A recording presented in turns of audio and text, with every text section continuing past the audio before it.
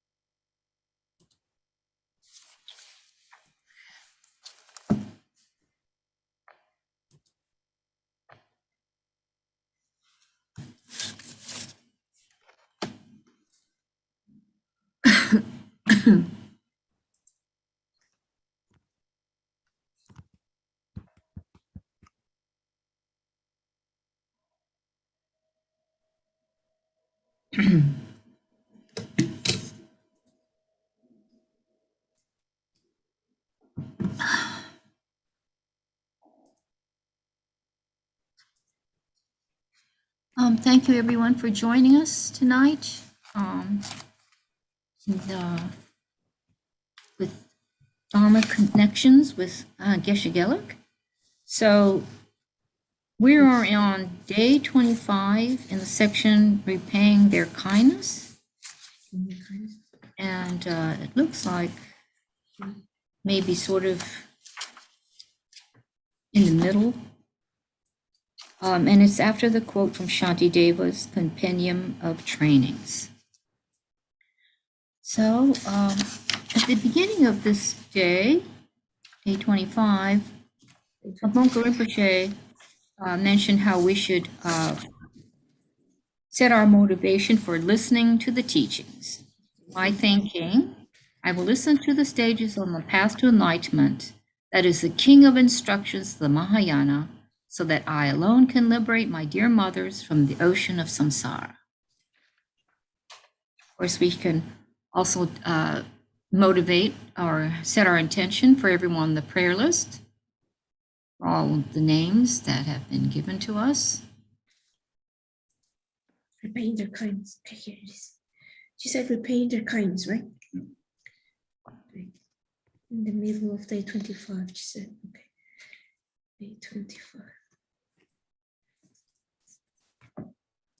And then we can rejoice that we have a perfectly qualified Mahayana teacher at our center, and also rejoice that we have a center, and of course, all the many people who are on the staff, and also for those who are supporting in any way whatsoever, in time, in service, financially, however, we rejoice that we've all created the causes and conditions to receive these teachings. So I'm going to start now. Hopefully you found the place where we're starting. This is analogous to your mother being completely blind and without even a guide. She is driven mad and has lost control of her mind. In each and every instant, she is stumbling and is on the verge of falling over a cliff 1,000 stories high. Although she cries out for help, if you, her own son, don't save her, there is no one more deplorable than you in this world. Likewise, the wisdom eyes of all mother living beings who have nurtured you with kindness for a very long time are blind to the difference between what is the path and what isn't. They don't even have a spiritual guide to guide them by teaching them what is a path and what isn't, and which isn't. They have been driven mad by the afflictive emotions and have lost control of their minds. Although each of us is completely insane, we recognize that we are insane. For instance, if one person who is not insane is in the midst of many people who are insane, the insane people will call the person who is not insane, insane, even though that person knows that he or she is not insane.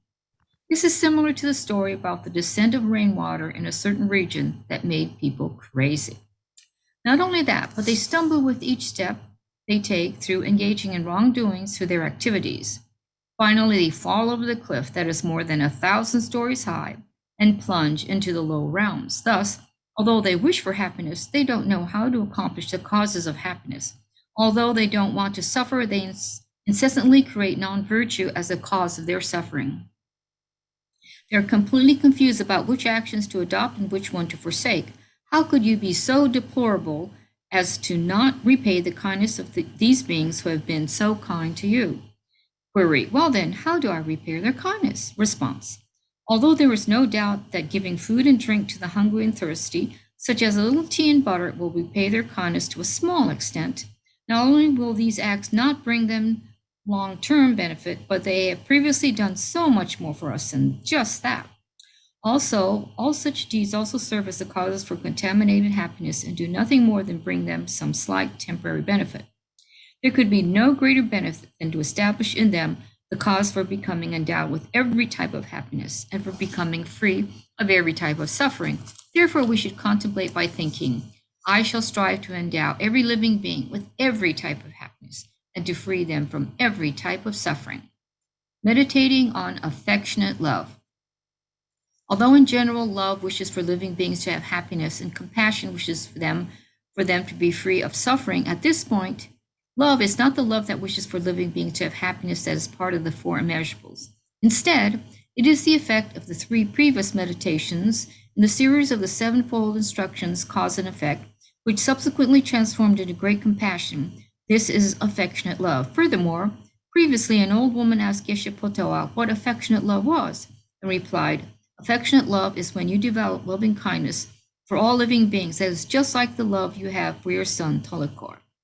This is the kind of affectionate love we need. When that occurs, it will bring forth love that wishes that all living beings have happiness.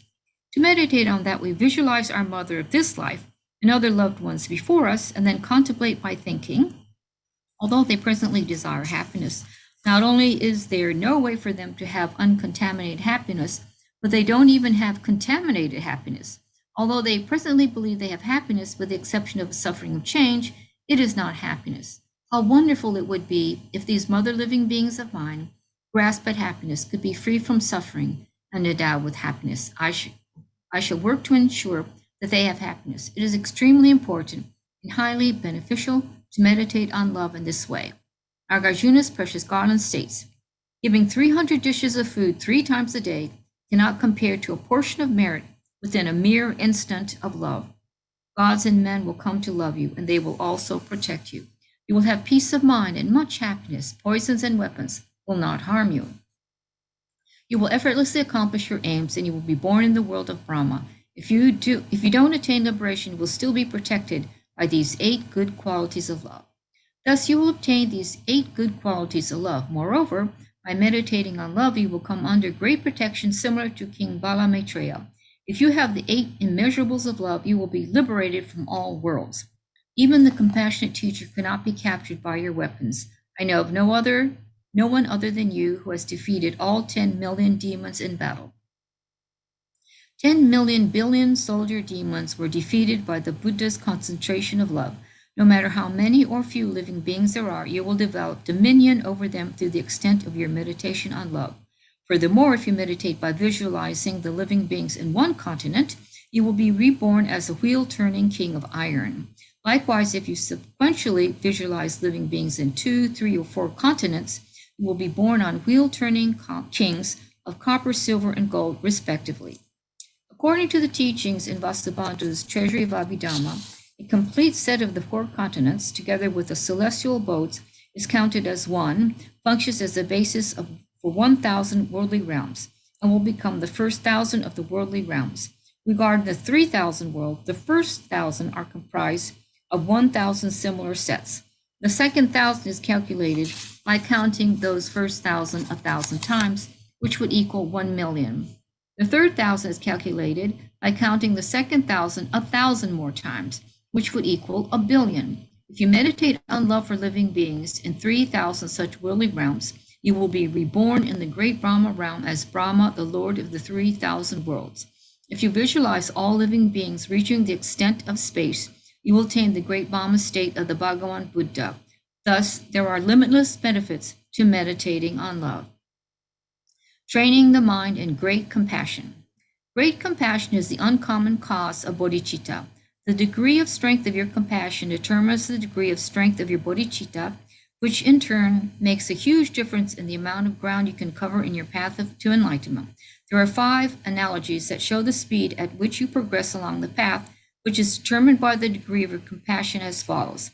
A bodhisattva 1 progresses like a chariot pulled by cattle. 2 progresses like a chariot pulled by an elephant. 3 progresses like the sun and moon. 4 progresses like the magical emanations of Shravakas and Pratyeka Buddha. And 5 progresses like the magical emanation of a Buddha.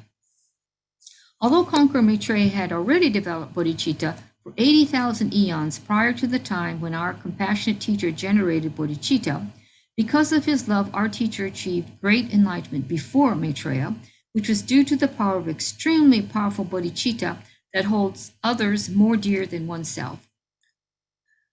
Although Tantra is said to be extremely swift, even the special feature of secret Tantra is derived from the great strength of the compassion that is even more powerful than that of the perfection vehicle of Sutra. For example, as I already explained, if your dear child falls into a pit of fire, although his parents and relatives will both have a similar desire to pull the child out of the fire pit, his parents will immediately enter the fire pit and attempt to pull him out without hesitation, whether or not they are capable of doing so. Great compassion is like the precious wheel of the Chakravartin king. The precious wheel has the power to go anywhere and carries the 4 kinds of troops. It is also like a person's life force. If it ceases, other faculties cease as well. And if you have a life force, you have the others as well. In the same way, great compassion is like the life force and embodies all virtuous dharmas. Therefore, they are like its limbs. Glorious Tantra composed words of praise to great compassion in his Guide to the Middle Way, expressing its essential features and its superiority for the attainment of enlightenment. In the beginning, it is important like a seed and serves as the foundation for the bodhicitta. In the middle is important like water and manure, and ripens and produces the practices of the 6 perfections, and so on, without giving up due to difficulties. In the end, it is important like the fruit that turns the wheel of Dharma of the 3 lineages of the disciples, and is the fruition of them all. When training the mind is great compassion, begin by contemplating those such as sheep while they're being killed by the butcher. Their limbs are bound by a rope, and without anyone to protect or assist them, they are turned on their backs, facing the sky. Their wool is shaved with a sharp blade. They are summoned, and their skin is stripped from their flesh. Their eyes stare straight at the butcher, and before their breathing has ceased, he sticks his hands in their stomachs. Their hearts are burned and ground, and once their aortas are severed, they die, and so on. Contemplate this in detail, this evil system of killing, and how they lose their lives in this heart-wrenching way. Next, meditate on the recognition that this very sheep is your mother until it becomes unbearable. Although this is not your mother in this current life, she was your mother in a previous life. And she was not only your mother once, but served as your mother numerous times. Contemplate the countless times she looked after you in that life, and how you had to rely upon her for all of your happiness and suffering, as well as whether you had a good or bad life. Next, meditate on how your mothers will have to experience suffering in the hells, as they are surrounded by the minions of the Lord of Death, by considering your own suffering that you previously contemplated during the sections on persons of the small and middling scopes. If you develop revulsion for the suffering samsara and shift your focus to others, you will easily generate compassion. Therefore, you should redirect your contemplation to others and meditate on the sufferings of the low realms in accordance with the person of small scope. When you develop that, meditate on compassion by contemplating how at this moment in their homeland they are created by very severe negative karma, such as the 10 non-virtues, abandoning dharma, being deceptive, and so on, which are the causes of rebirth in the lower realms, whereby they will have to experience the boundless suffering of the lower realms. When your mind has been trained in that, you should shift your focus to samsara in general, and all living beings as extensive as space, and meditate by thinking, how wonderful it would be if they were free from those sufferings. I will cause them to be free.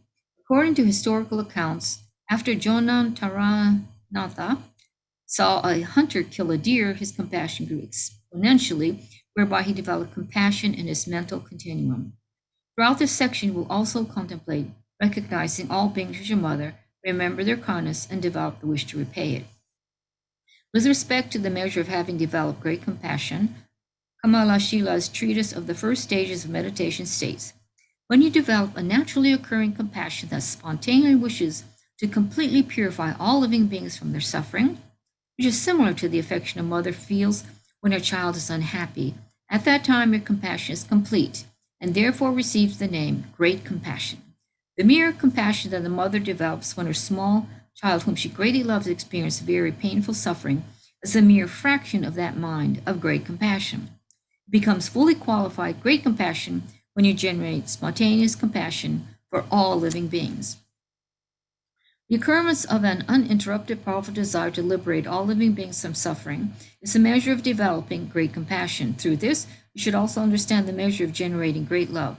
Thus, generating a sequential experience of compassion, and so on, is the way to develop actual bodhicitta. Merely making a prayer of bodhicitta is, as is done at the beginning of ritual, is calling it bodhicitta is an extremely grave error. Superior intention.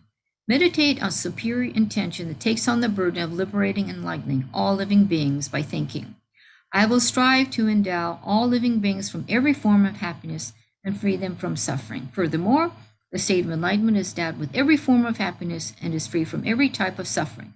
Therefore, I alone will ensure that all living beings are endowed with every form of happiness and become free of every type of suffering without depending upon anyone else. This is called superior intention because it is superior to the minds of Shravakas and Pratyeka Buddhas. Query, well then, what is the difference between the wish to repay the kindness of our mothers and superior intention? Reply, with respect to this point, my refuge and protector Dagpo Lama Rinpoche stated that although you have the wish to repay the kindness of your mothers and generate love, compassion, and so forth, by merely thinking, I shall endow living beings with happiness and free them from suffering, it is a thought, I alone shall accomplish these things, which occurs during superior intention that the previous thoughts don't possess, and that is distinguished by whether or not you are carrying the burden of accomplishing such intentions. For example, it is like the difference between deciding and not deciding to sell something while engaging in business. Meditating on bodhicitta. Although during superior intention we have the intention to guide all living beings, the moment we are incapable of guiding all living beings in that way. Query, well then, who is capable of such a thing? Response, in general, Shravakas and Pratyeka Buddhas have a limited capacity to benefit others, and from the very beginning of generating bodhicitta until the end of samsara, bodhicitta has a vast altruistic intention to benefit others. However, only a Buddha is incomparable in perfecting the welfare of others. If you attain that state, you will have great capacity to guide living beings without difficulty. Even each light ray from a Buddha accomplishes the welfare of countless living beings by teaching Dharma in perfect accordance with the realms of living beings, their intentions and potentials.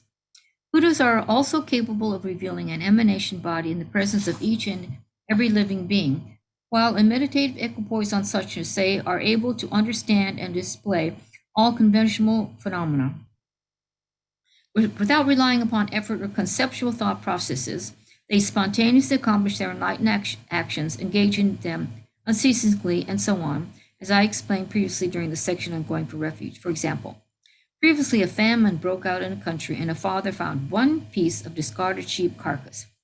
If he were to divide it into portions for a family, it would immediately be consumed. So after careful consideration, the father ate the entire piece of sheep carcass and went in search of more food. By eating the sheep carcass himself, he was able to free his entire family from the famine. Likewise, before working for the welfare of living beings, you must attain the state of enlightenment. Not only that, but Je Tsongkhapa's lamp illuminating the 5 stages states that, just as in the case of carrying water, you must first find a container. In the same way, to work for the welfare of living beings, you must first attain the state of enlightenment for yourself. The thought for the sake of all living beings, I shall attain the state of enlightenment, is to perfect the 2 aims of myself and others, is the perceived aspect of bodhicitta in its entirety. With respect to the measure of having generated bodhicitta by meditating in that way, just as a mother feels great sorrow in her heart when her only child is ill, and constantly recalls her wish to free her child from his suffering in all her daily activities, such as eating, lying down, walking, and sitting, So if we experience an effortless recollection of the attainment of enlightenment by merely seeing and recalling living beings by thinking, I shall attain complete enlightenment for their welfare, we have generated bodhicitta. When you develop that, you have entered the Mahayana path of accumulation. And in the practice of Tantra, it forms an auspicious condition for enlightenment and the intermediate state. However, that is only the preliminary development of bodhicitta, and is like tasting the bark of sugarcane. As the verse states, bodhicitta is the wish for full enlightenment for the welfare of others. Assembling the two minds of striving for the welfare of others and striving for enlightenment is like establishing two legs for the attainment of enlightenment in living beings. Therefore, bodhicitta must possess the two aspirations. Query, is it possible for people like us to attain a state like that? Reply, if you attain the state of enlightenment, you will most definitely attain the ability to work for others in that way. Chandra Goma's letter to a disciple states, with a human life, you attain great mental strength. It is the basis of the path of the Sukatas and equips you to guide migrators. Such a path is not attained by gods, nagas, demigods, garudas, knowledge holders, kinaras, or snakes. A human life is necessary in general as a basis of generating bodhicitta, and even among human beings, there is no migration superior to the human body in this world for generating bodhicitta. With respect to the Dharma, you have met the Dharma of the Mahayana, and even within that, you've encountered the unexcelled secret Tantra, which is the quick path to enlightenment in one short human life in this degenerate age. In particular, by relying upon the oral instructions of the Ganden hearing lineage, and if you practice from the very depths of your heart, as Milarepa and Gyalwa Gridstanga did in the past, it will not take more than 3 years and 3 cycles of the moon to attain enlightenment through listening to such an unmistaken Dharma as this. It would be difficult to find a teaching such as this, even in the limitless pure lands of the Buddhas. It is said that the Bodhisattvas in Sukhavati make prayers to be reborn in this world, in a physical form suitable for the practice of Tantra. Day 26. The great Bodhisattva Shantideva stated in Guide to the Bodhisattva's Way of Life, I prostrate to the body of those who have generated the precious holy mind. I go for refuge to the sources of happiness, who unite even those who harm them with happiness. The supreme method for leading migrating beings to the state of omniscience is none other than the precious mind of bodhicitta. Even the Tathagatas will venerate the person who has generated it in his mental continuum. If you also develop bodhicitta in your mental continuum, any contact with you will become meaningful, and those persons who interact with you will attain the supreme state of enlightenment. Therefore, feel, I am going to listen to the king of instructions called the stages of the path to enlightenment so that I can train in bodhicitta. When you have trained your mind in the bodhicitta of a person of great scope by training the mind in the instructions of a person of small scope, the time has come when you should unite it with the instructions for training the mind through equalizing and exchanging self with others. If you are engaging in an extensive practice, this is the system of explanation that combines it with mind training. With respect to this, although there are numerous mind training texts, the main ones among them all are Dharmarakshita's Wheel of Sharp Weapons, the Peacock Destroying Poison, and so forth. The complete oral instructions are presented in Geshe Chikawa's 7-point mind training. Therefore, this will be explained from the beginning. I will give the oral transmission and commentary from the beginning based on an old publication of the root verses of his 7-point mind training. 7-point mind training. The root verses contain an offering of praise that contains a prostration to great compassion, stating, I prostrate to great compassion as the cause. This is similar to glorious Chandrakurti's praise and prostration to great compassion at the beginning of Guide to the Middle Way. It is taught in this way because the state of enlightenment is born from great compassion. Attaining the state of enlightenment depends solely upon the precious mind of bodhicitta. Nagarjuna stated, if you desire the attainment of unsurpassed enlightenment for yourself in the world, its root is bodhicitta, as stable as the king of mountains. As previously explained, we treat deity meditation and mantra recitations as the root and regard bodhicitta as though it were the limbs. Everyone has a deity body to meditate on. Everyone has a mantra to count, yet no one has a dharma to contemplate.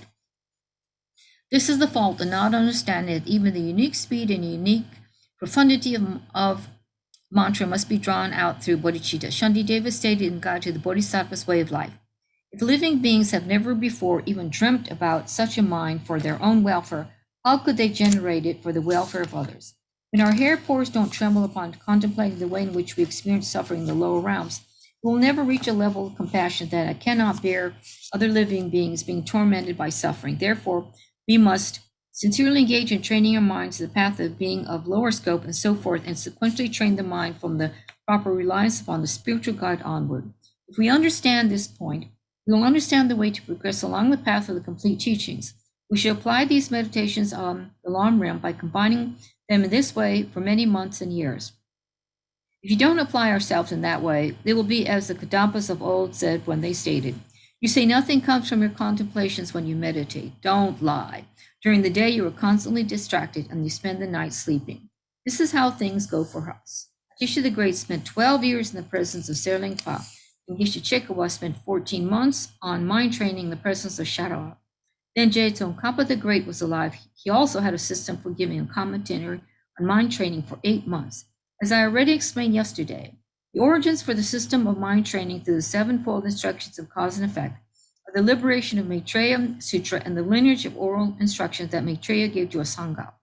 Although you are definitely able to develop bodhicitta and dependence upon the sevenfold instructions of cause and effect, still, for the sake of bringing about an extremely strong and powerful bodhicitta, if you combine the sevenfold instructions of cause and effect, the instructions for mind training through equalizing and exchanging self with others that originate from the sport of Manjushri Sutra, it will be particularly sublime.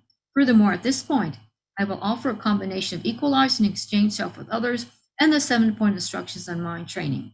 For this, there are 1, the greatness of the composer, 2, the greatness of the Dharma, 3, the actual instruction, and for attaining stability and bodhicitta together with the conclusion.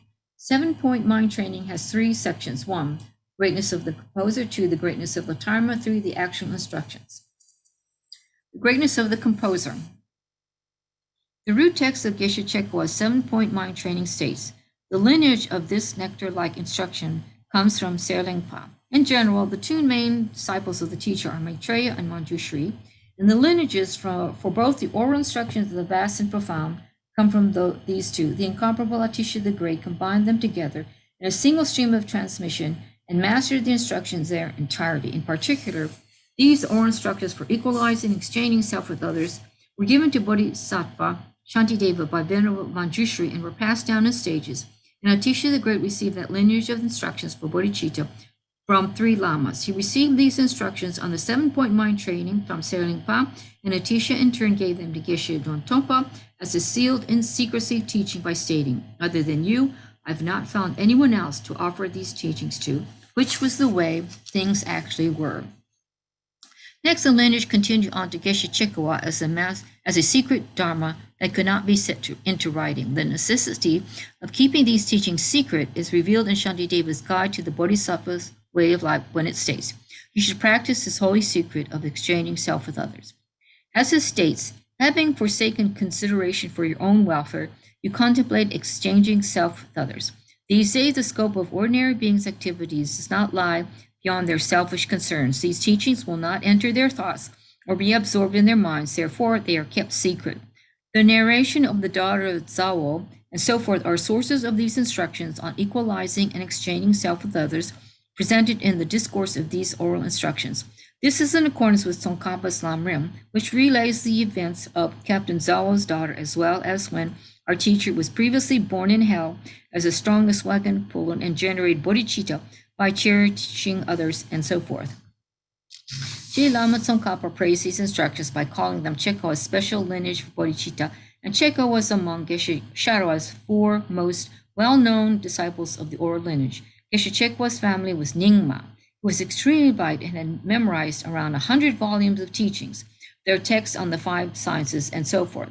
He traveled to Nyang to meet the Kadama Geshe Chakshingwa and saw Langri Tangpa's 8 verses of mind training in Geshe Chakshingwa's room. His mind was captivated by that Dharma. When he asked whose teachings it was, he was told Langri Tangpa. Having gone to meet Langri Tangpa, Geshe Chekawa was unable to meet him because Langri Tangpa had passed away. 2 of his disciples at the monastery were arguing because they did not get along. Therefore, Geshe Chekawa didn't develop faith. Those 2 were not engaged in a non-virtuous dispute. They were arguing over who would attain high status at the monastery and so forth. Being aggravated, one of them said, "I did not do that, you did," in the debate. Chekwa asked who else possessed that Dharma and was told that Sharawa did. When he went to see him, Sharawa was engaged in philosophical discussion and teaching the Shravaka levels. After listening to him, Chekwa felt no inspiration at all and instead became despondent and confused. At a point between the discourses, he asked about the teaching that states, all our good qualities are due to the kindness of gracious living beings, and all our faults are due to cherishing ourselves. And Sharawa said, others didn't have the slightest uncertainty about this teaching, yet you, Chekwa, had some doubts. One day, when Sharawa was circumambulating stupid, Chekwa approached him and, sitting out a cushion on a platform, requested him to please have a seat, since he had a question for him, to which Sharawa replied, what do you want? I was perfectly clear when I was upon the Dharma throne. What didn't you understand? Chekwa said, I saw a text that said, offer profit and victory to others, take all loss and defeat upon yourself. Why am I despised by humans and can't find lodging? Is this beneficial for my mind? Is this profound or not? Is it suitable to practice or not? Sharawa replied, there is no doubt whatsoever that this is appropriate for your mind. If you have no desire for complete enlightenment, you can forget about it. But if you do want to become enlightened, it is indispensable. Well then, Chekwa inquired, where can I find the scriptural reference for this Dharma teaching? Sharawa responded, who would not recognize it as the valid teaching of Nagarjuna? These teachings are from the precious garland of the middle way, which states, may their negativities ripen upon me, and may my virtues ripen upon them. Having inspired his confidence, Chekwa said, I have faith in this teaching. Please bestow the instructions upon me. Sharawa accepted by stating, if you are capable of staying with me for a long time and practicing, I will teach you. After listening to an experiential commentary for 14 months, an uncontrived experience of bodhicitta was born in Chekwa's mental continuum. He gave these instructions to one of his disciples with leprosy, and his leprosy was cured by meditating on them. From that time onward, many lepers came from all over, and by receiving these teachings and meditating on them, they were all cured of their leprosy. Therefore, this teaching became famous as the leper's Dharma. One day, one of Geshe Chekwa's angry relatives came to see what he was up to, and after seeing that he was practicing mind training, he was able to subdue his anger. When this happened, Geshe Chekwa decided to abandon the restricted nature of these teachings and began giving them to large assemblies of disciples. He also composed the root verses on mind training, which spread far and wide. Nevertheless, mind training was declining. There are many variations on the root verses of this teaching. Therefore, many of his students took notes during Chekwa's teachings, which resulted in a variety of commentaries. The greatness of the Dharma. The root text states, like a diamond, the sun, and medicinal tree. The famous diamond can destroy a rocky mountain and so forth, as well as dispel poverty. Therefore, what need is there to mention fulfilling our wishes? Even a small portion of that diamond can overcome poverty and does not even lose the name diamond. It outshines all other special ornaments, such as gold and so forth. And that small portion of the Vajra jewel still functions as the diamond. Likewise, although we may only develop a small portion of the meaning presented in this text, it will overcome the poverty of samsara, and you will not lose the name bodhisattva. Therefore, what need is there to mention developing these instructions in their entirety within our mental continuum? Although Shravakas and Pratyavu Gelek is here.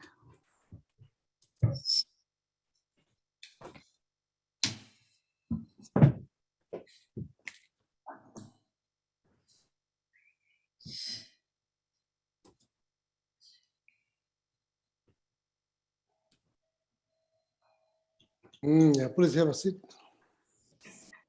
Yeah.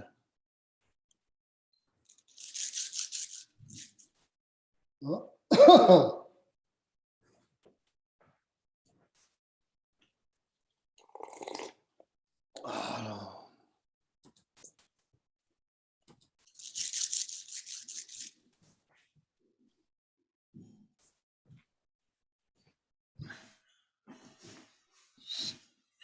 Onje choda soje chonamla chanju pardon dane jabzunje andage chushenje besonam olabenje sanje no majo sanje choda soje chonamla chanju pardon age chushenje besonam je olabenje sanje no majo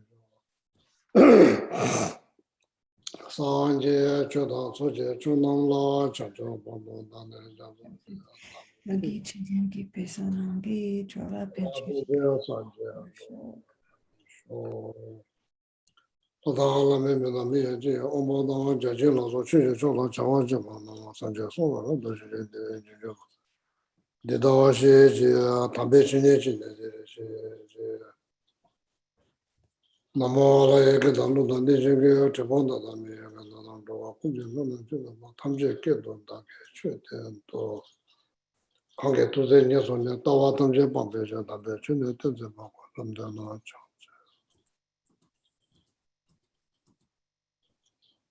Oh yeah,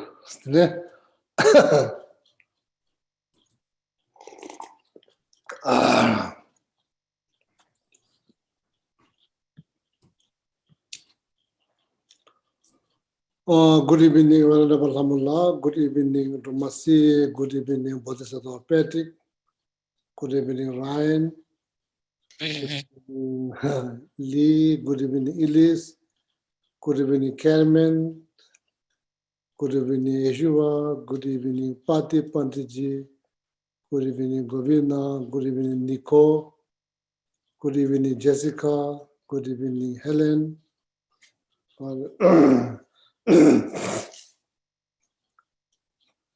Carmen, are you joining from Patagonia?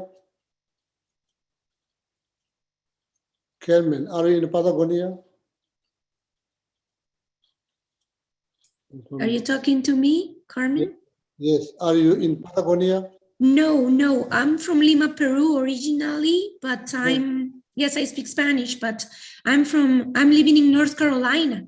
Okay. Apex, North Carolina. Yes. Oh, yeah, Yes, okay. yeah. Any questions? Geshe, there's one question. Oh. We're a little way into day 26. There's a discussion of that Maitreya and Manjushri gave oral instruction to Lama Atisha and others, and the question is, how did they do that? So day 26? Day 26, under the greatness of the composer. Oh, day 26.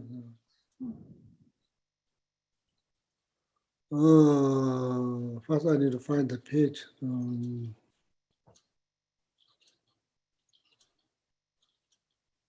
Kamala did mention last time, Conan.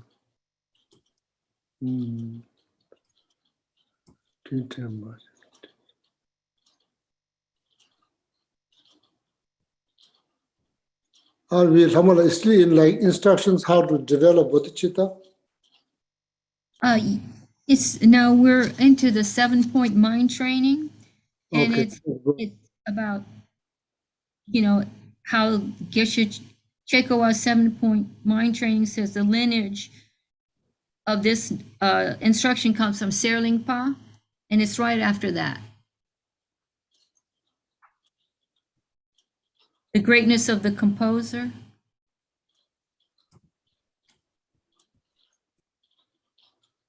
Day 26.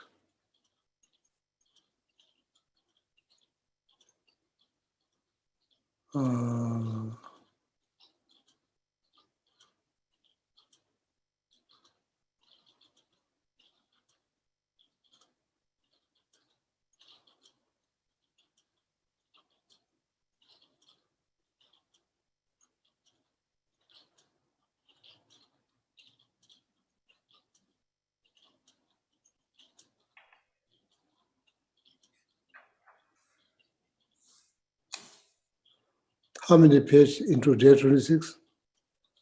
Just a couple. You finished the statement from Shanti Devas? Let's see. Okay. Yes. So the quality of the composer. Yes, Kishla. Now question is, how? Yes, Geshe, how did they give those instructions to Lama Atisha and Shantideva and others? Who gave instruction? Maitreya and Manjushri.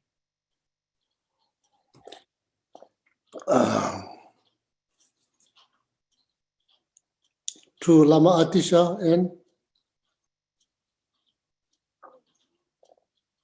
And Shantideva and others.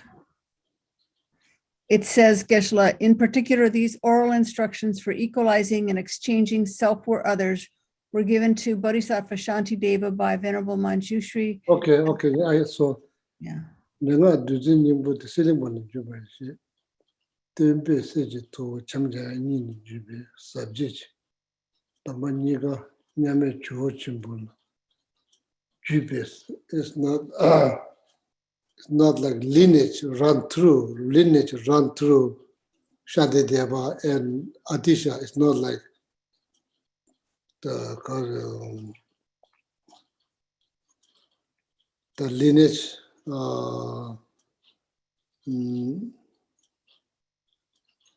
So there's two different types of lineage. Profound lineage, which is from Shakyamuni Buddha to Manjushri to Nagarjuna, so on and so forth.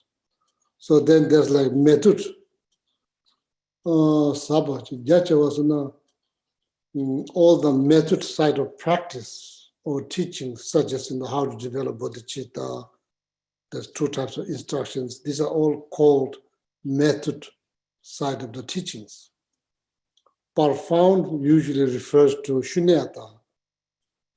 All the teaching of shunyata, that's called profound lineage. Okay, so for the sake of knowledge, there's two different types of lineage.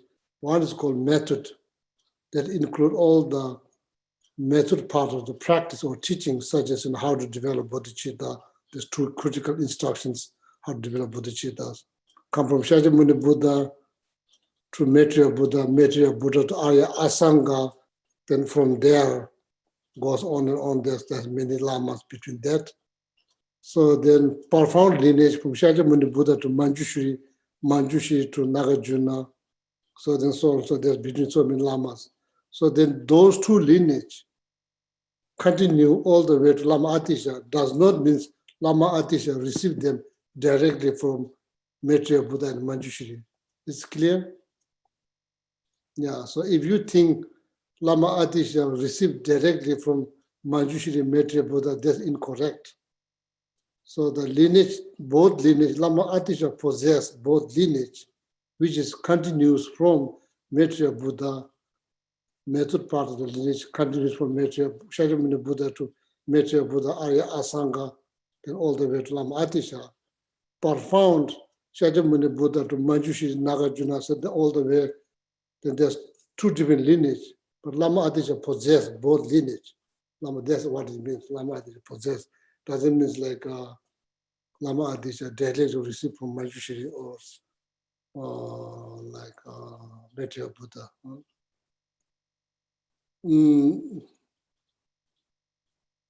Arya Asanga received teaching directly from Maitreya Buddha. If you wonder how that can happen, Arya Asanga, there's human beings. Maitreya Buddha, there's like celestial beings reside in Tushita realms.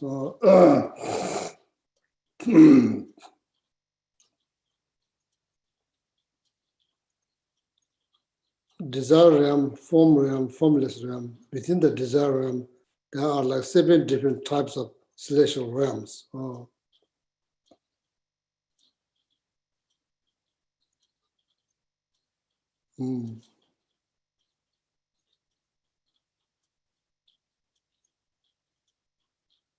Then with that,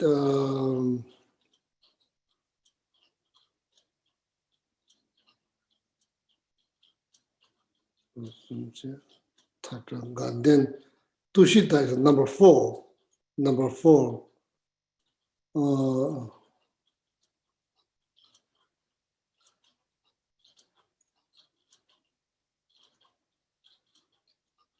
Geshe Rishi, there's the first one is part of the Mount Merit, 4th celestial realm. Within the desire realm, 7 different types of celestial realm. The first one is part of the Mount Merit. So then 33 celestial realm, that's like the tip of the Mount Merit. The tip of the Mount Merit, the 30 realms. Then that's called what is called like sometimes it's like freedom from battles. That's what it's called, freedom from battles. So that one now above the Mount Merit, that's above. So the rest of the 5 celestial realms within the desire realm, these are all above Mount Merit. First one is a part of the Mount Merit, then 33 celestial realm is tip of the Mount Meru. So then the third one is called freedom from battles. So that's above the Mount Meru in the space. So then on top of that, that's called Ganden Tushita.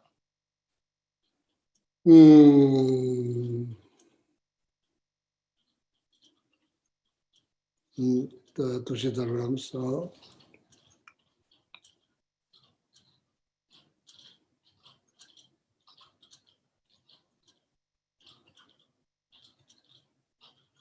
So just think about Tushita realm is like the town. So then actually that the realms there where Metta, Buddha, Lama Tsongkhapa, they're all in that realm. That is like 500 yards above the Ganden celestial realms. 500 yards above the Ganden celestial realms.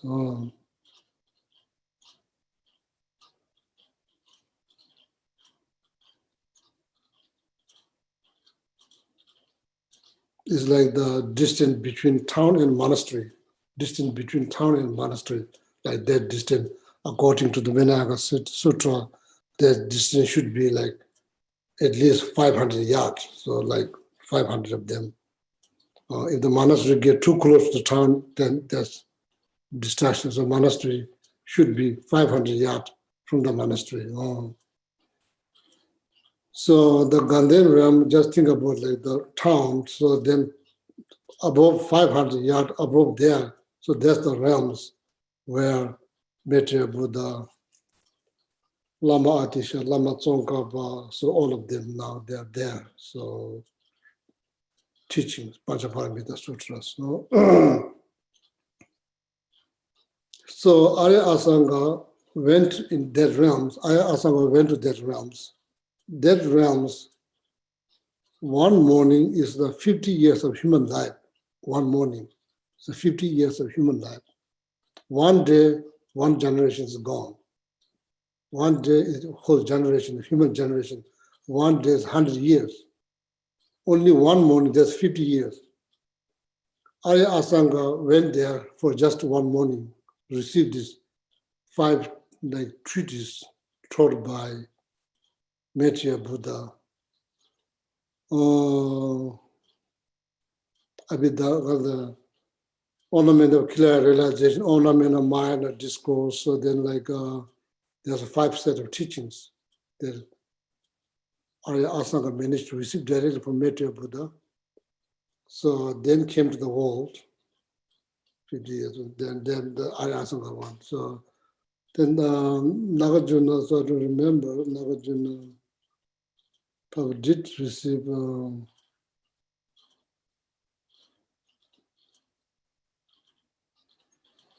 maybe Nagarjuna also, Arya Nagarjuna also probably received the teachings, the lineage directly from Manjushri.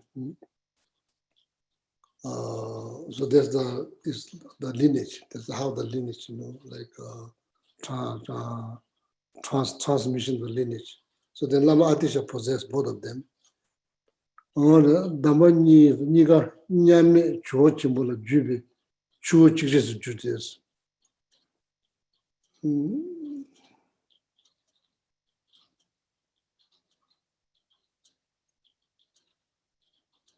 Yeah, before Lama Atisha, probably the lineage is running in 2 different lineages. Then Lama Atisha possessed both of them. I think Lama Atisha probably could be the first person that possessed both lineage. almost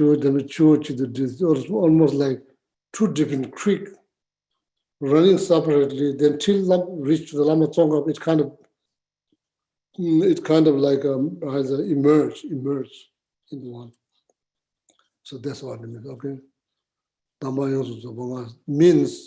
Meaning Lama Adisha possess all the lineage. Meaning Lama Adisha possess both contaminated lineage possess. Okay. Then what else? Then particularly the instructions exchanging one with self. When you teach them separately because there are two separate lineage. I mean, how to develop bodhicitta. There's two instructions, 7 courses, one resolve. There's one instructions, mainly coming from the Maitreya Buddha, the Arya Asanga, then that lineage. I think it's exchanging oneself with others, so that's probably coming from Manjushri to, so then Arya Nagarjuna, so then all the way to Master Shantideva. Lakbar means particular instructions exchanging oneself with other, particular their instructions. Jesu Jamyang's Manjushri's Jase Shivala Nang one names. So then Shantideva managed to receive that from Shantideva, I think managed to receive that directly, according to this text, directly from the Manjushri. Lamrim Lamne Rimji Judy Cho Chimbi Chanjusim Dambasim Lama Sundu Yobale. The Lama Sevibale said this, no? Chanju Cho Judy. So then Lama Atisha Chanjusim Dambasim Lama Atisha received this instructions. How to develop bodhicitta, both instructions, 7 causes, 1 resolve, exchanging one with other means being in somebody else's shoes and not like basically getting out of your ego, so that being in other people's shoes, then try to feel how that feel, criticizing and looking down, like that, okay? Lama Adisha have 3 lamas to whom he received instruction about how to develop bodhicitta, but Lama Selingpa is the main one. Lama Selingpa said that Kajetsu the Geshe Temple announced and secretly given to one of the Kadamba masters, Geshe Temple. Lama Adisha give it to Geshe Temple secretly. Not means like 101 doesn't mean like in the big congregations. Secret doesn't mean like looking around who's listening. It's not like that. 101. 101. So now modern day it turns out that Lama Adisha traveled from India all the way to Indonesia. Sumatra, now the place called Sumatra, that's where there's a lot of volcano now taking place. So then Lama Selingpa went there, took like 13 months by boat. Can you imagine like how many seasick that Lama Adisha, how many times Lama Adisha probably threw up? That time the boat, it's like sail, it's no engine, there's no engine. Of course, but they have a lot of protectors who protect them. So not like not with the weapons like machetes or guns or like not like that, but they have like powerful spirit. They look up to them. So probably that's how they managed to sail through 13 months through the oceans without like life-threatening risk because they the powerful Dharma protector look after you. So Geshe Tamba Nangche Ane Lamrim dir Chue Mato Shenla Tesa Manye So Sumba Tela Niensuje Lamrim dir Chue Mato Shenla Tesa Manye. What else? Gisela, there's another question from day 25. Okay, we are going backward. We're going backwards for Okay. this one. It's So under the, we should go backward all of this year, so maybe the text will never finish.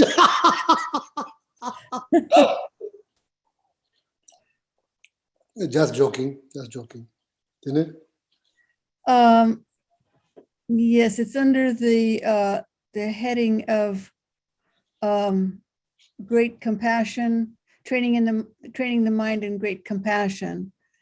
So about 3 paragraphs in. Yeah, so I'm not going to go back to that in book, like probably is going to mess up my book number here. So just tell me the question. Okay, Yeah, I'll just tell you. You have to read it. It says great compassion is like the precious wheel of the Chakravartin king. And the question is, what does that mean? Although the text right after there says the precious wheel has the power to go anywhere and carries the 4 kinds of troops. It is also like a person's life force. If it ceases, other faculties cease as well. And if you have a life force, you have the others as well. In the same way, great compassion is like the life force and embodies all virtuous dharmas. Therefore, they are like its limbs.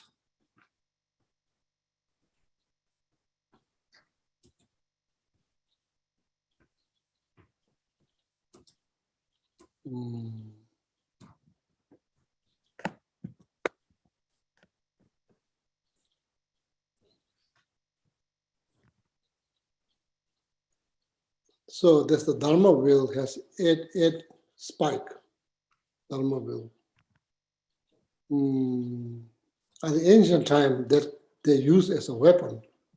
So that like turn and throw. So then each spike, there are like each spike, there is own way to defeat the enemies. Chuju kolo tongela nyuando tsusochis. No, so that, sorry, I don't remember all of them, like, but each spike has, like different functions to defeat the enemies.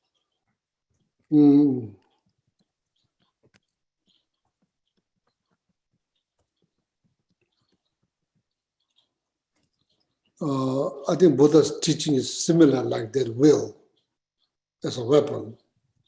The Buddha's teaching is like that, the teachings eliminate different disturbing thoughts, eliminate. So I don't remember in details. So that part of the library is now closed. That part of the library is closed now 20 plus years ago. But easy to open, but it's not here. So I know exactly where to look. I have the books, but so now then what's the called this king? What's called? Chakravartin king. Yeah, Chakravartin, Kolojuy Javu. Happens once, there cannot be 2, it has to be just 1. It happens once.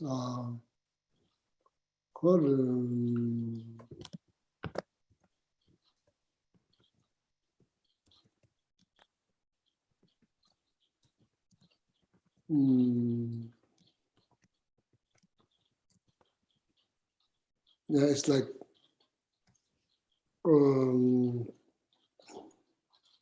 think like 1,000. What's called Chakra? Chakravartin. Yeah, Chakravartin king. The karma, 1,000 karma becoming Chakravartin king produced one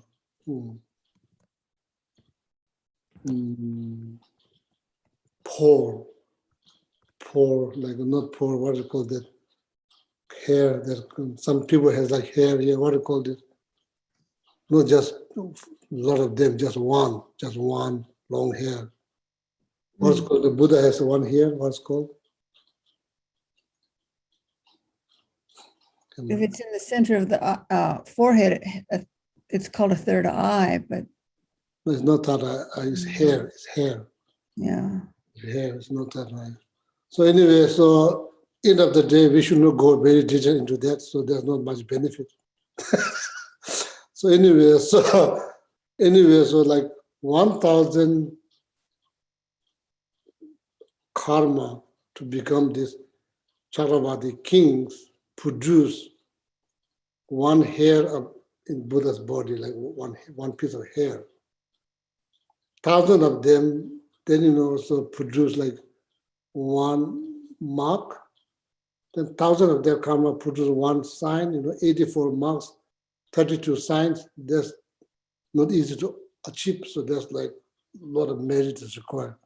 So basically, explanations into ornament of Kila realization composed by Maitreya Buddha, chapter number 8. If you read, there's a detailed explanations of how one can achieve 84 mark and 32 sign. What is the cause of 82 marks and 32 signs? What kind of karma they cause? There's a detailed explanation. Why there's a detailed explanation? Next time when you think about enlightened beings, we have some knowledge. Once you enlighten, what kind of qualities that you will achieve. 84 sign, 32 mark, 84 mark, and 32 sign, and what those are caused by what kind of karma, what kind of meditations that will create the cause for the 84 marks and 32 signs, all of that.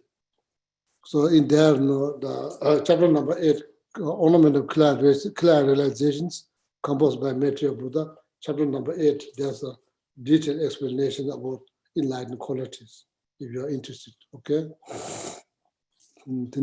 What else? So the Chakravarti kings only happens once. It doesn't happen two. It happened one at a time. It doesn't happen 3, 4 at the same time. No, it only happens one at a time.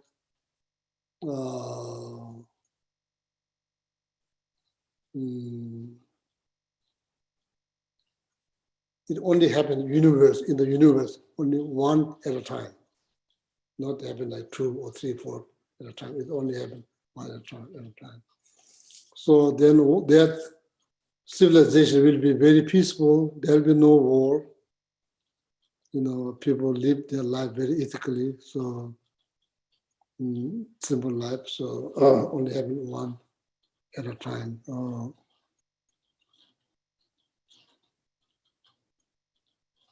What else? No more questions, Geshe. Yeah, then Hamula, please read. So then I will explain. Yeah, please read.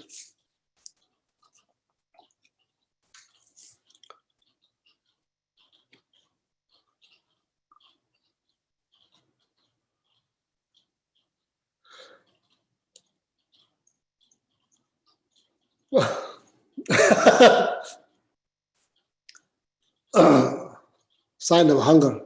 So we're in the section, the greatness of the Dharma, Oh. in day 26.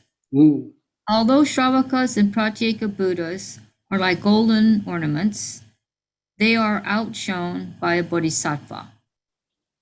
Just as the sun dispels darkness, so although we may develop only a portion of the meaning contained in this text, it will dispel the darkness of our afflictive emotions, such as self-cherishing and so forth.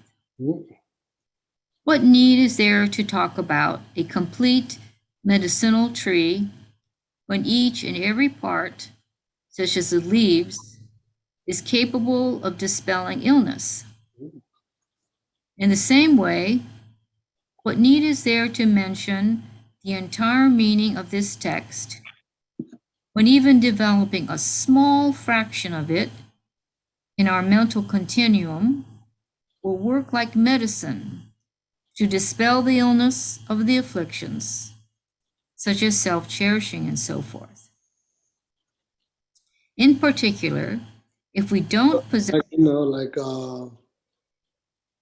Disturbing thought, generally speaking, does not have qualities, but it has only one quality. It can be eliminated. It can be purified.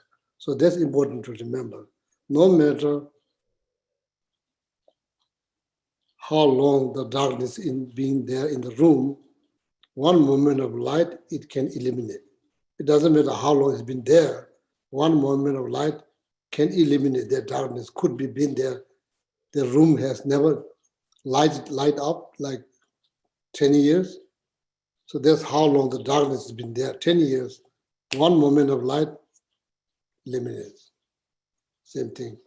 No matter how long the disturbing thought has been there, but can be eliminated. Okay, that's something important to remember, kind of gives you hope, gives you hope. Oh, I can't change. I'm angry person. I can't change. Not true, not true. Oh, I was angry when I was young. No, that's not true. You can change. You can change. You can become enlightened. You can change. The change won't take place not doing anything, but we need to practice. Then your mind can change.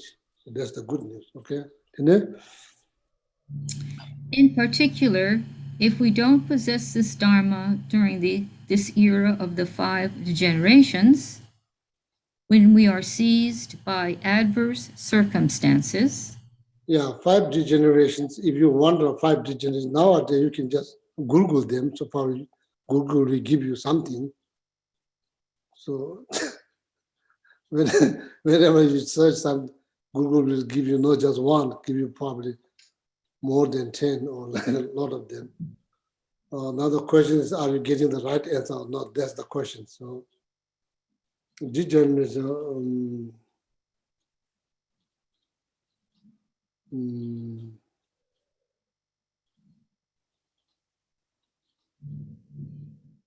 yeah, scientists, they talk about billions of years of object.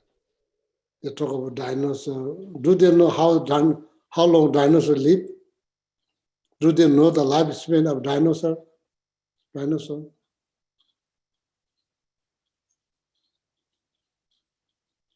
I don't think they know, Geshe.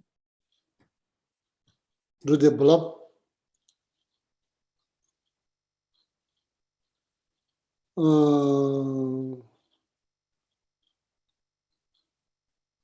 How long the human used to live? Do they know?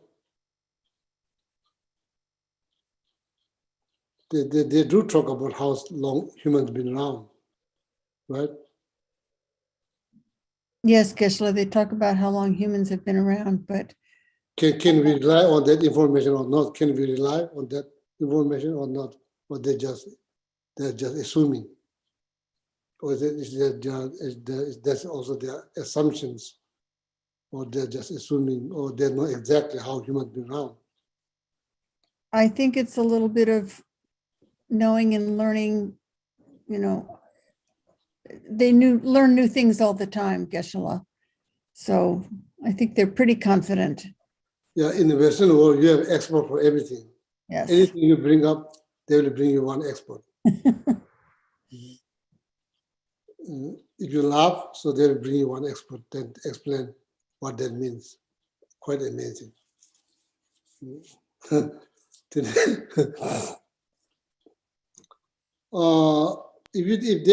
they have quite clear ideas how long humans been around, do they have any idea how the human live? Do they have any idea about the lifespan of the human, first human?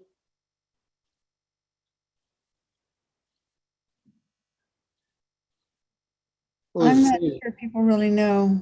I'm not sure. Do they live longer than us or they live shorter than us? Probably not. Yeah, I don't know. Well, 5 degenerations. The first one is called time. Time. Tunyingma. Mainly probably refers to lifespan too, refers to lifespan, and yeah, so there's more natural disasters like that. People are more wild. Their minds are more wild. Sorry to say, because probably more distractions. So that's pretty clear. When you go to the remote side of Nepal, there's not much distractions. There's not much happening. But life's going on, but there's not much happening. Compared to Western world, there's so much happening. There, not much happening. Yeah, afflictions are more stronger. Probably based on the cause, based on the circumstance. All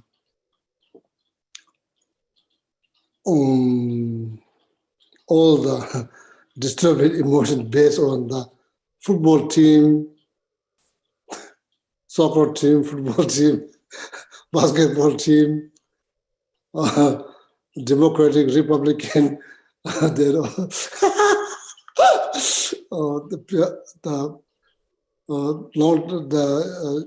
kind of problem doesn't exist in the countryside of Nepal. It doesn't exist. Same human. So many problems that we have in the developed world, they don't have. So many problems they have in development world, we don't have. There's mainly physical problems, not mental problems, physical problems. So many stress, mental stress that we go through here, people there, they don't go. So environment different. So, same anxiety, fear, based on information, so much every day, so much information we feed through all kinds of ways, newspaper, TV, all kinds of news from friends. You don't hear nothing there, you don't hear anything. So all the stress, anxiety, fear associated with those information or news, you don't have that. There's no news. So only news is like how like where's your cow? Are they coming back home? Or did you lost one of the sheep or goat? These are the informations. Okay. How much milk your cows gives? Where to get the grass? Who's going to chop the firewood? Is there enough firewood? Those things. That's not other than that. There's nothing much happening. Around 7 o'clock, everybody's in the bed. 5 o'clock, everybody wakes up and do the same thing again, same thing again. That's how the life finishes, So not looking for doing something new every single day, doing the same thing again. Pretty satisfied. Okay, so you look at 5 degenerations, time that maybe Venerable Alhamdulillah will probably explain if you are wondering what this 5 degeneration time is. Means like mind there's more distractions. That's why, so there's more risk to develop disturbing thought,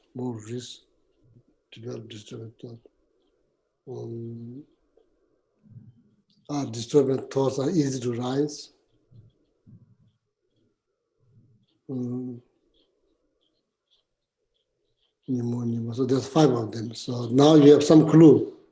Now based on that clue, are you getting the right 5-1 or wrong 5-1? There should be time, afflictions, being itself. Okay, so I don't remember the rest. Yeah, Alhamdulillah, please continue. In particular, if we don't possess this Dharma during this era of the 5 degenerations, when we are seized by adverse circumstances, it will be difficult to continue with our Dharma practice unimpeded.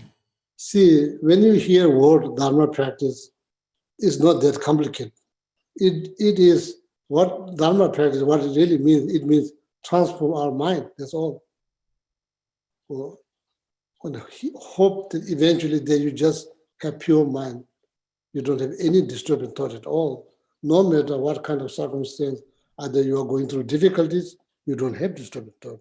Either your life is going very well, you don't have disturbing thought. Even though your life is going not very well, you don't have disturbing thought. So that is the result of Dharma practice. Dharma practice is not just something that you, not the thing or like image or like some statue or image. No, these are there to help you to generate positive thoughts. Mainly it's all mind work, the process of the mind. Mind gets better, gets harder to get angry, harder to get attached, harder to get dissatisfied, discontentment. Oh, so then mind is developing, mind is improving. Then eventually there will be no disturbing thought, no matter what kind of circumstance, what kind of thing you see, hear, smell, touch, taste, you don't have disturbing thought. So that is the Dharma practice, okay? Next time when you hear Dharma practice, transforming the mind, that is Dharma practice, okay? So it's not easy, therefore we rely on prayers, review meditations, analytical meditations, concentration meditations, mantra recitations, all kinds of ways to be trying to, but changing the mind is not that easy. Easy to say, but it's not that easy. It takes a lot of effort. Even like controlling our emotions takes a lot of effort, so mindfulness. Without being mindful, you can't, it's hard, it's very hard to, when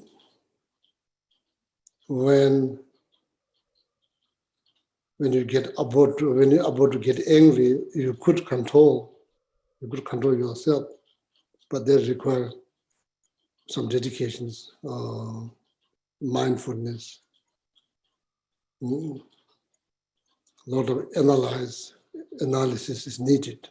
So there's a Dharma practice, okay? Yeah, Lamrim, continue. If we sincerely apply ourselves to the mind training, adverse circumstances will arise as supportive elements, and we will be able to transform unfavorable conditions and favorable conditions by bringing them into the path of enlightenment, and so forth. Such are the unique benefits.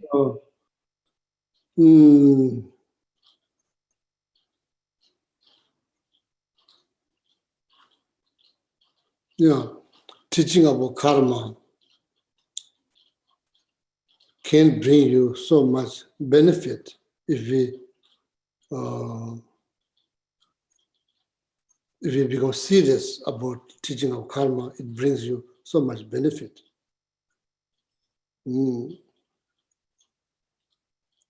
Even difficulties pour down on you like rain, you can still practice Dharma. So that's what it means. It means like transforming unfavorable condition into favorable conditions, where you can breathe.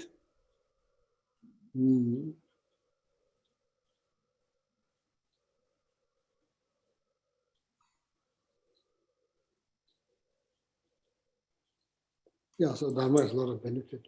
Can you please continue? Such are the unique benefits possessed by this teaching. The actual instructions. This is presented in the following 7 points, which contain the complete path in its entirety. The actual instructions has 7 points. Now we are going into the 7-point mind training test composed by Geshe.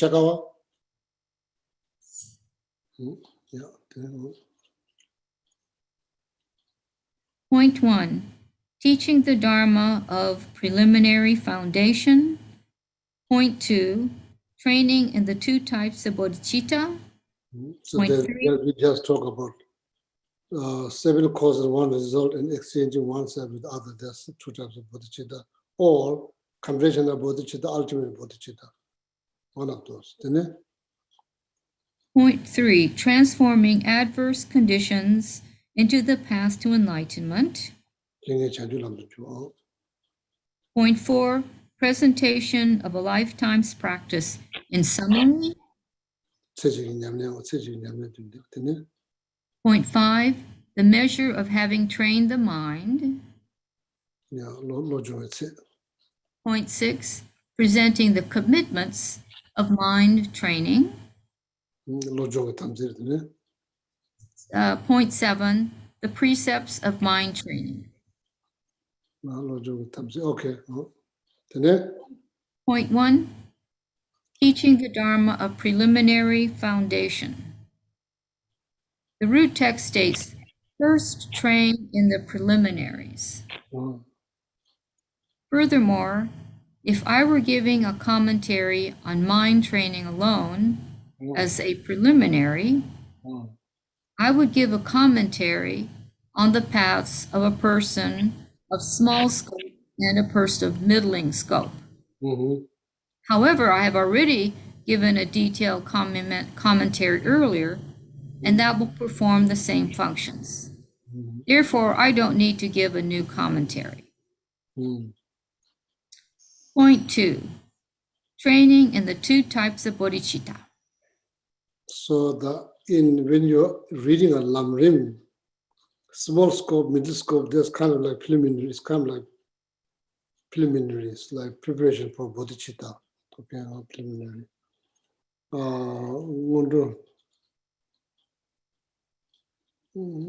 Also like seven limb practice.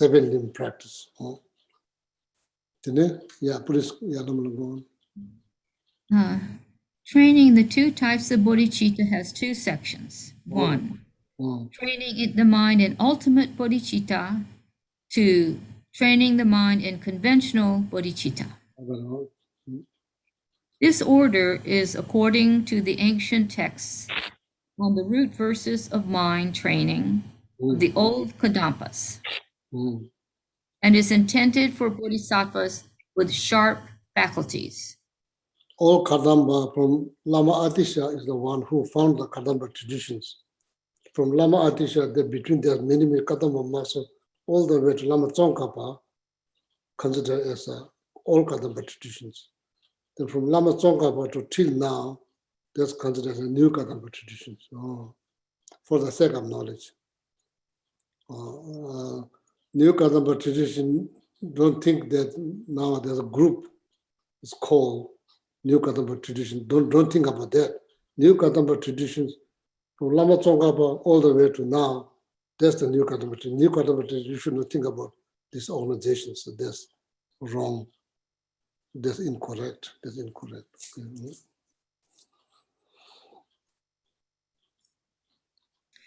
The system for bodhisattvas with sharp faculties employs the realization of emptiness prior to generating conventional bodhicitta. Next, although they have perfected other paths, in general, during this degenerate era, you first internalize the method aspects such as love, compassion, bodhicitta, etc., after which you are taught the view of emptiness. Shunyata.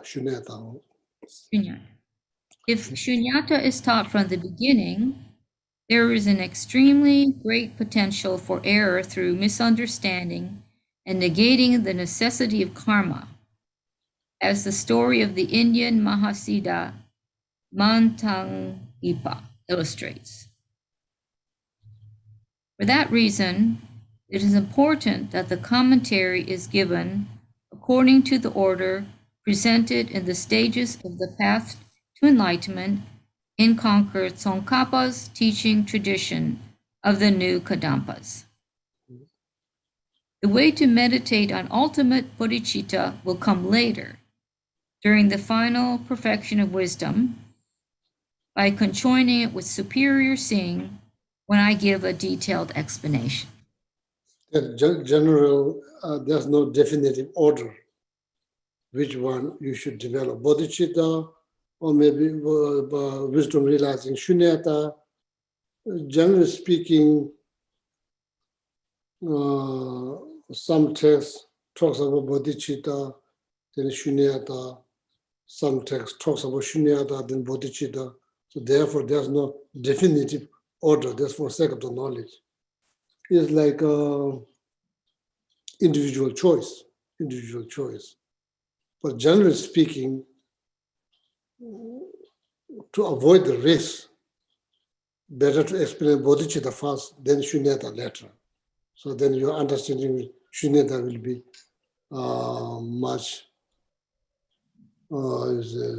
much more clear. Okay. So, At this point, I will give a brief explanation oh, according to the root verses, which state, oh, teach the secret once they have attained stability. The ultimate secret should be taught once the disciple attains stability in the method aspect of conventional bodhicitta. The root verses state, regard phenomena as being like a dream. Analyze the ultimate reality of unborn awareness. Even the antidote is liberated in its natural state. Remain in the state of the basis of all as the nature of the path. that's God. That itself kind of look a little bit profound, so I need to look it up this.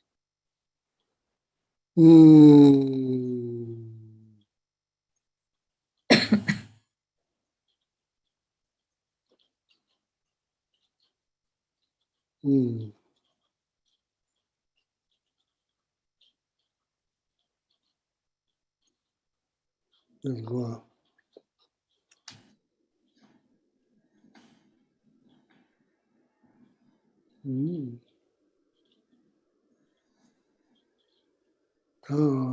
Your one June, she's a this 36 doesn't temper to me, Sawates.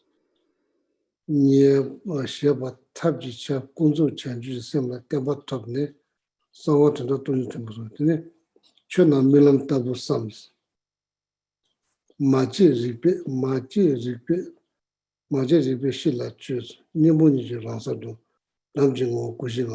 This is the stanza, this is the root text from 7.9 in the text that's Venerable Ramala just recited. So the root text, Chuna Milam Tabulas.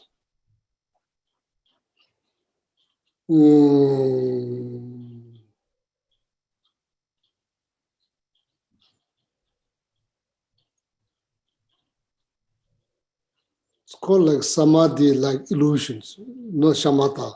Shamatha is different. Samadhi, like illusions, or concentration, like illusion. The same as like, how you say, seeing everything as like dream. That's how it's said in the text. Yes. Regard phenomena as being like a dream. Regard phenomena as like dream, or seeing them as like dream. The same as Jetob Jumata, the things is a post meditations. That means you are out of now concentration meditations. You are out of shamatha meditations, and that's called post meditations sessions. Post meditation sessions called Jetob Jumata, the things you still have this very strong samadhi or mindfulness, or concentrations. Even though you came out of the meditation of shamatha, that's like, shamatha means single-pointed meditations. That's called shamatha. When you come out of that, your mindfulness is still very strong. Your concentration is still very strong. Your samadhi is very much alive. Jetob's post meditation. Jumata Tingzi means your samadhi like illusions is very strong. What that means, samadhi like illusions, or your perception change. your perception change. Oh.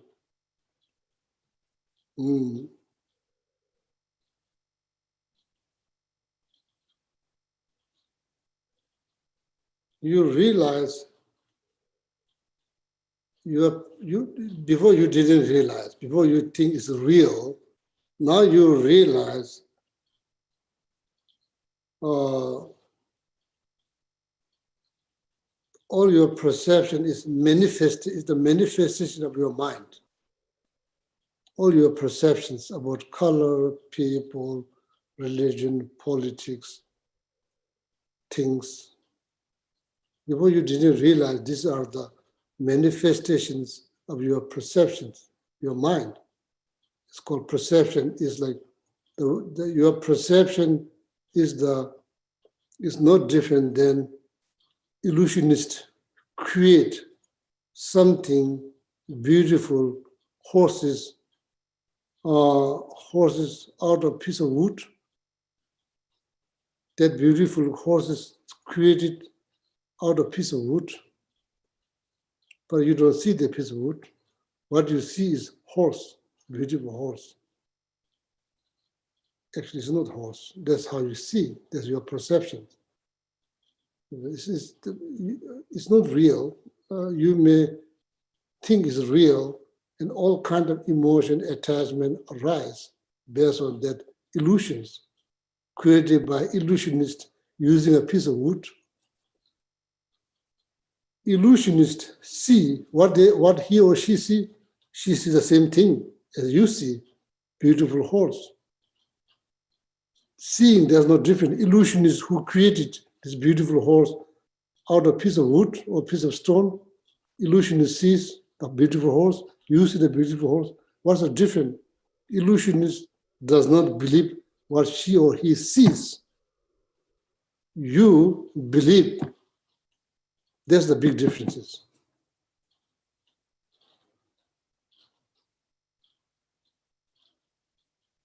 Seeing is one thing, believing in that's another thing. So then clinging so tightly on what you're seeing and believing and clinging so tightly on that, so then you are going far away from seeing the reality. If you're 100% convinced that's horse, probably you are not going to believe if somebody says, oh, there's a piece of stone, you are not going to believe. Actually, that's what it is, but you don't believe. So now when you come out of this, single-pointed meditation on shunyata, when you come out of that, your perception change. Your perception change. You realize there's no difference between your perception and illusions. The same thing, no difference. Nothing to be serious about. It's just your mental creations. The mental creations. Once your mind becomes 100% pure, these are all gone. They're no longer there. No longer there. Once your perception change, once your mind change, used to hate something, some could be like some religion or maybe some race, political party, like a football party, whatever that might be. So strong, so serious, something happened, they change. Now you don't care.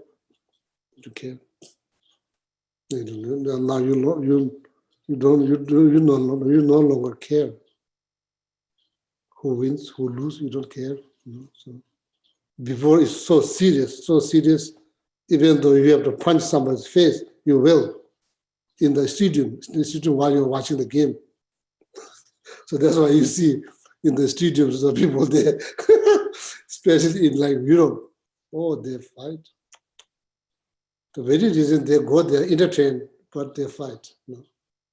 And they come out of the stadium, then on the street they fight. Cost so much money for the public taxpayer money.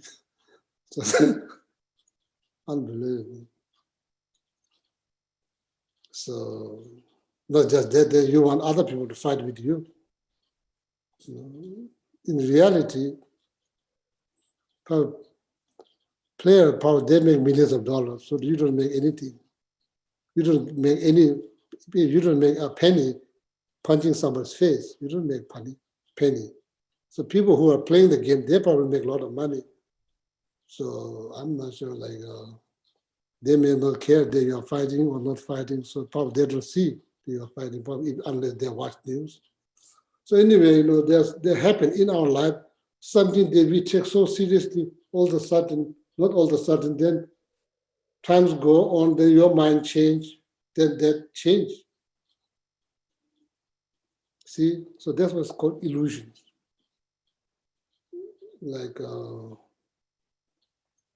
Something that bothers you so much now doesn't bother any longer. You don't pay attention. You don't think it's serious. So, post meditations, your samadhi is so strong that when you see things, your perception change. So, more like you become illusionist. You know that your mind created things. Your mind just created out of nothing. Benefit, maybe you don't believe now. Before you used to believe, now you don't believe. You sit back, breathe, and you analyze. You don't believe right away. Analyze, you don't believe right away. That is the benefit. And eventually then you realize everything is your mental creations. So that mind can change. When you do single-pointed meditation, none of that's happening. Your mind is not creating anything. There's nothing to look. Your mind is like 100% on one single object. Your mind is not creating more things. There's nothing to judge. There's nothing to look. There's none. There's a zero. Mind creates zero thing. Mind doesn't create anything. It's like so focused, create anything. So doing that again, when you come out of that, mind creates less. Mind creates less and less things. Even though mind creates something, you take your time, you sit back, breathe, then you analyze. You don't believe right away, you analyze. And that the mental creation will disappear. And then what do you see? Space, nothing. When the mental creation, when the mind and the mental, when the thought and the creation of thought, when it disappears, what is left behind? Space. There's nothing to look, there's nothing to judge. It's like that. When the power of the illusionist, they do certain ritual or certain things, when the powers run out, what people see, this is piece of wood, this is stone, they don't see beautiful horse. Now it's gone. Because there's times the illusionist decides in the congregation how long they are going to see. When their time is over, you don't see horses. There's no horse. The illusion is just created. There's no horse. No. It doesn't go days by days. No. Illusion doesn't last very long time. Why? Because there's the energy of the ritual they do doesn't last long. That is a certain time. When somebody comes later, they don't see horse. Because the illusionist mark the ground. The minute you walk in, your eyes already tricked. You are going to see the horse. When it already begins, if somebody comes later, they don't see horse. They don't see nothing. When you see horse, they don't see nothing.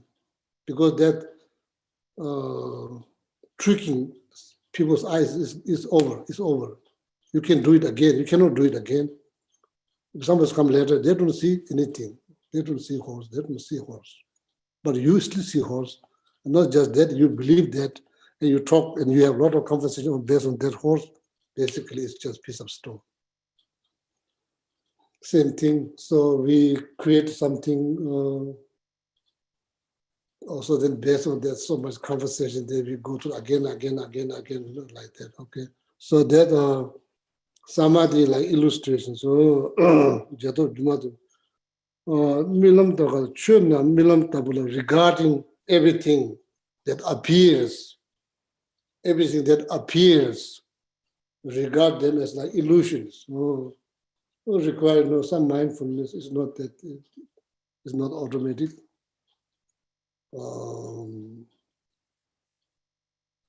Jumacheva, Samadhi Raja Sutras. There's many quotations. Samadhi Raja Sutras. Do I see everything illusion? Not yet. Do I hope? Yes, I'm hoping.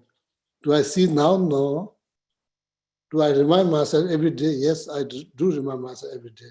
Based on this Samadhi Raja Sutras, I repeat every day. Juma Cheba Thagi Sutras. Illusionists create illusions or create form. Juma Cheba Thagi Sutras. Tata Lambo Shindan Natsoches. What kind of form? Or they create horses, elephants, so on and so forth. Juma Cheba Thagi. That's like Samadhi Raja Sutras.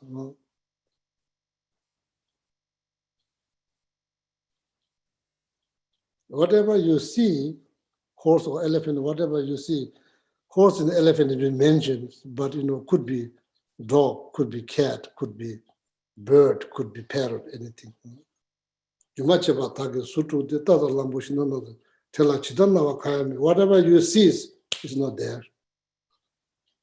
Likewise, everything else, mind created, everything else, mind created. If not, one person, one object, somebody says good, somebody says bad.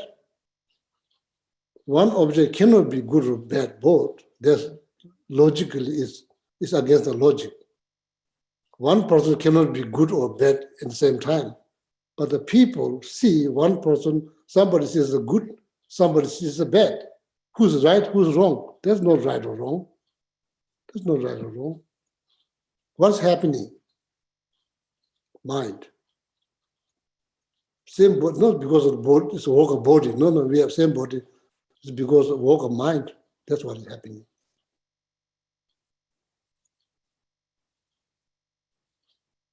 That's why seeing bad, seeing good in one object is illusions. It's just mind created. It's not there. It's not there. Something that mind created is not there. Your mind created that.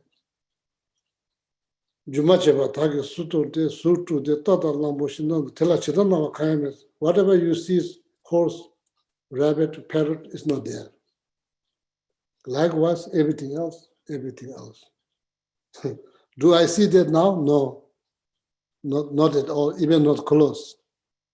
Do I remind myself every day? Yes.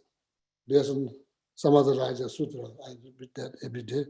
And do I hope? Yeah, I hope to see that everything is like my mental creation. So then hopefully I don't take them very seriously. Result that my mind will be in peace. My mind will be peace. Result, my mind will be peace and calm. No matter what kind of things appear. Goes on and on.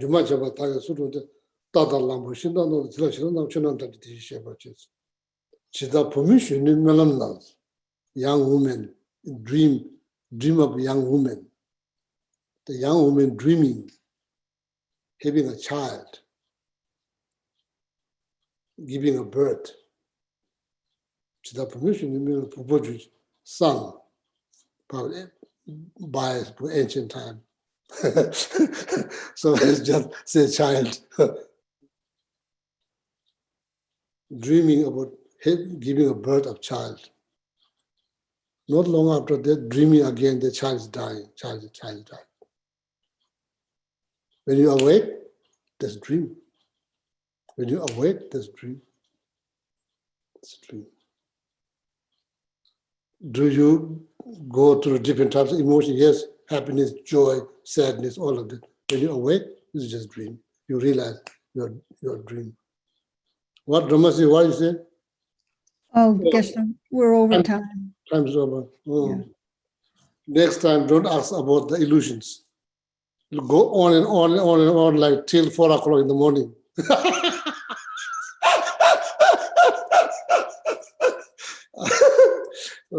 Sorry for the time. Sorry. Yeah, yeah. Thank you very much. So you have a wonderful night. So Alhamdulillah will recite the dedication. So see, even just intellectual understanding, people get excited if you experience that. So there's no like probably you'll stuck there probably till 5 o'clock in the morning. Yeah. Due to the merits of these virtuous actions, may we quickly attain the state of a Guru Buddha and lead all living beings without exception into that enlightened state. May the supreme jewel bodhicitta that has not arisen arise and grow. And may that which has arisen not diminish, but increase more and more. Just as the brave Manjushri and Samantabhadra too realize things as they are, we too dedicate all these merits in the best way, that we may follow their perfect example. We dedicate all these roots of virtue, with the dedication praise to the best, by the victorious ones thus gone to the 3 times, so we might perform good works. We dedicate whatever virtues we have ever collected, for the benefit of the teachings and of all sentient beings, and in particular for the essential teachings of perfect pure Losang Drapa to shine forever. Long life prayer for His Holiness. In the land encircled by snow mountains, you are the source of all happiness and good, all powerful Chenrezig Tenzin Gyatso. Please remain until samsara ends. And then for Sarah J. Kinsen Rinpoche, just on Losang Dalek. The one who mastered his speech at a very young age, the one with great patience who received the name Avatare, the one with great precision who spread the teachings of Lama Tsongkhapa on Bliss and Void, Lama, ornament of the yellow hat tradition, please remain until samsara ends. And the one for Lama Zopa Rinpoche. You uphold the subduers more way, who serve as the bountiful bearer of all, sustaining, preserving, and spreading Majana's victorious doctrine, who masterfully accomplished magnificent prayers honoring the 3 jewels, savior of myself and others, your disciples, please, please live long. Avalokiteshvara, great treasure of non-objectifying compassion, Manjushri, master of stainless wisdom, Tsongkhapa, crown jewel of the sages of the land of snows, Losang Drapa, at your feet I make request. And then 7 Tara mantras for Geshe and Geshe Sangpo's long, healthy, happy lives. Om Tare Tu Re So Ha. Om Tare Tu Re So Ha. Om Tare Tu Re So Ha. Om Tare Tu Re So Ha. Om Tare Tu Re So Ha. Om Tare Tu Re So Ha. Om Tare Tu Re So Ha. Oh yeah, thank you again. So everyone have a wonderful night. See you next Wednesday. Okay. Thank you, Geshe. Thank you so Thank much. you, Geshe. Thank you. Oh, yeah. Have a Thank you, nice. Geshe. Oh, yeah. Bye. Thank you, Lamula. Thank you, Thomas. Thank you, everyone. Good night. Thank you. Good night.